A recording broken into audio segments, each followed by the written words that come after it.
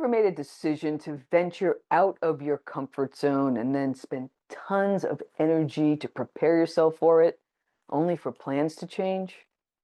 I'm Kathy Robinson, and that's exactly what happened to me a few months ago. This is a story about preparing for an experience and what to do when it all goes awry. It's about summoning the courage to act on a dream, in this case, my first overnight backpacking trip. We'll talk about the power of preparation and the growth that occurs when it's done mindfully. I'll also share a response reset practice to help you honor your upfront effort when things change and you unexpectedly find yourself back at square one. But it all begins with preparation.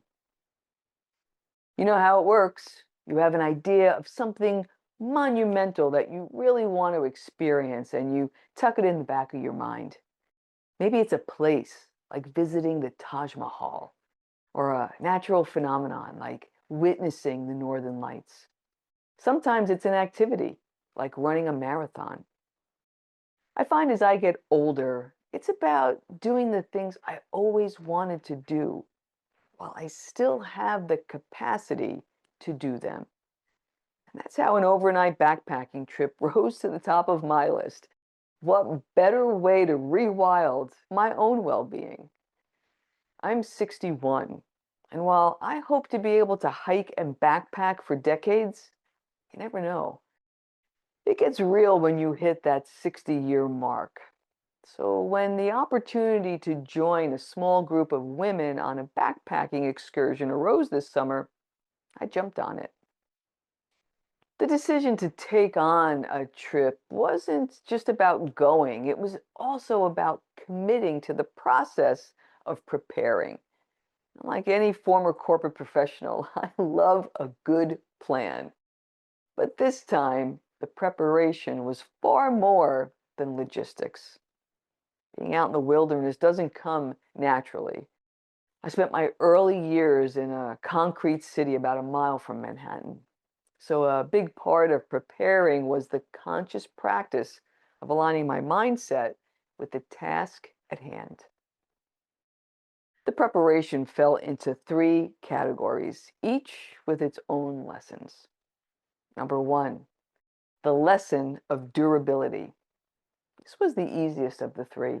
I've been building functional strength and endurance at CrossFit during my runs and on the hiking trails, so I felt I had the ability to carry a weighted pack over uneven ground. Even so, I never tried hiking for miles with significant weight on my back, including all my gear, food, and water. Number two, the lesson of essentialism. I spent hours researching the gear I needed with the intent to buy the minimum needed for this experiment. Even though I spent years on airplanes armed only with carry-ons, I am a chronic overpacker, and I delight in my van excursions when I can pack for a trip without thought. But the main principle of backpacking is that every ounce counts. You're the one responsible for hauling it all. So for every item I considered, I had to ask if it was truly necessary for survival and well-being, or was it designed for a backpacking trip? In addition, I had to shed the metaphorical weight of outdated beliefs and fears that would surface from time to time. What it would be like in the wilderness in the middle of the night. Lesson number three, the lesson of letting go. As the trip drew near, I continued testing my gear and walking with a loaded pack and planning for contingencies. I also kept an eye on the weather. I was thrilled that the forecast looked perfect. No rain and temperatures in the 60s and 70s. As the nervous anticipation built, I reminded myself that I had done all the preparation I could. I built the strength, invested the time, and learned how to organize my pack. I was excited about trying and sharing a brand new backpacking food that I found online. Now it was all about letting go, trusting the process, and enjoying the experience. 3 days before the trip, I got an email from the trip leader. She had a family emergency and had to cancel. I stood in my kitchen looking at the email on my phone and then to the foyer where all of my new backpacking gear was laid out, ready for final assembly. A strange mix of emotions followed. First and foremost, empathy and compassion for the leader and the real life emergency that she was dealing with. That was followed by a jolt of disappointment, like coming to a screeching halt after running at top speed. If I'm honest, there was a little bit of relief, but not much. All in all, I wanted to see if I could navigate an overnight backpacking trip, and more importantly, if I'd enjoy it. But the loss I felt was less about the trip itself and more about not wanting to waste all of the time and energy that I had dedicated and focused to preparing myself for this trip. So instead of letting the cancellation set me back, I asked myself a critical question. How can I use all of this intentional energy I've created to define my own meaningful adventure? I paced around the kitchen, wondering if there was a way to honor this effort, regardless of outcome. The hiking group that was hosting the now canceled backpacking trip had an online calendar with all of their outings listed for the coming weeks. I pulled up the group's website, and to my surprise, there was a 6-mile hike coordinated by another hiking leader on the day the backpacking trip was originally set to launch. I immediately reserved my spot and felt that a plan was just starting to coalesce. I woke up on the day the big trip was supposed to launch, felt excited to see what the day had in store. Driving into New York State in silence, I marveled at the morning light. The state park is more than 45,000 acres, so it took a while to navigate to the trailhead. I was the first to arrive, so I stretched my legs, meandering around the edge of a lake for a while. Then I double-checked the contents of my day pack, which was so much lighter than the one that I had planned to use for the day. The hikers arrived one by one, and we assembled, exchanging hugs and pleasantries. We spent a good portion of the day enjoying the trails and the views. We even caught a glimpse of the Manhattan skyline 35 miles away. One of the hikers was an experienced forager, so we also enjoyed wild blueberries and huckleberries along the way. I drove home smiling, reflecting on a wonderful day in the woods with friends and for what was ahead. Because when I got home, I stayed in my hiking clothes as if I was on a backpacking trip. I grabbed my heavy pack and found a suitable place on my property to pitch my tent. Once that was set, I inflated a thin sleeping pad and unrolled my sleeping bag. A backpacking chair completed the setup. Then I headed off to gather firewood and kindling. A lot of animals roam the woods that surround my home, including bears and coyotes. So I started a campfire as a deterrent. I wasn't worried too much about the scent of food since my rations consisted of pre-portioned backpacking meals that are rehydrated with boiling water. That may not sound too inspiring, but I was excited about my dinner. I recently found a company, Good to Go, that produces gourmet dehydrated meals for outdoor enthusiasts. I tried them earlier in the year when I was on a week-long van trip, and I was impressed. The meals are handcrafted in Maine by chefs, not scientists. And you can pronounce every ingredient on the label. No chemicals. As I set up my backpacking stove to boil the water, I remembered how hard it was to decide which meals to take with me. Cuban rice bowl, pad thai, pasta. I went with mushroom risotto. It seemed like an eternity waiting the 20 minutes for the meal to truly hydrate, but it was worth it.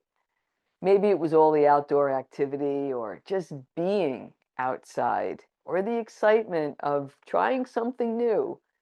The meal tasted fantastic, and it left me wanting more.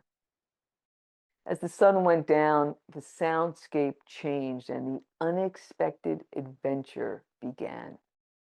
I could see my house, but became more attuned to the noises of the night, like the rustling of the leaves. There was a call of an owl, and the trill of the tree frogs began.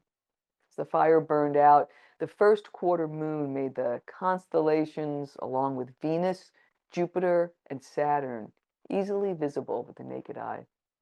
These were the same stars and planets I would have seen had I been sitting with the backpacking group in the New York wilderness. As I stared at the sky, I realized how content I felt. I recalled the lyrics from a 1990s Bruce Cockburn song, The Last Night of the World. The chorus of that song asks, "If this were the last night of the world, what would I do that was different?" Watching the glow of the embers and the fire, I just allowed myself to feel a deep sense of peace that was not contingent on any external trip or circumstance. All the rewilding I yearned for was right there in that moment, and it filled me with presence and gratitude. Before turning in for the night, I unhooked the rainfly from the tent so I continued to glance up at the sky. I settled into my sleeping bag, thinking about camp coffee and the good-to-go granola that was waiting for me for breakfast. As I drifted off to sleep, I was reminded once again that the true reward is never the destination. It's who you become in the process. Now to you. How can you apply this life lesson? The next time a plan is unexpectedly derailed, I invite you to try a response reset, a brief practice designed to honor your efforts and reap the internal rewards. Here are the steps. 1. Acknowledge the load. Feel the full effect and emotional burden of the disappointment and the potential wasted effort. Reflect on what was lost externally as a result of this change in plans. Number 2, identify the internal opportunity. Now shift your focus to your preparation. What inner rewards were gained and what can't be lost? For me, it was the solitude and connection to the outdoors and the resilient creativity to find a new way. For you, it might be new skills, a new experience, or the courage you summoned to commit in the first place. And number 3, chart your course. Use your internal reward to fuel your next action. Determine your options to redefine your challenge to move forward on your own terms. How can you create a meaningful adventure right here, right now? This simple, intentional process moves you out of the emotional weight of loss and puts you back in your power, focused on forward momentum. I hope this episode has inspired you to do some discovering. If you're curious or drawn to the outdoors and would like to explore your local trails or try an overnight excursion in your own backyard, I created a resource to help.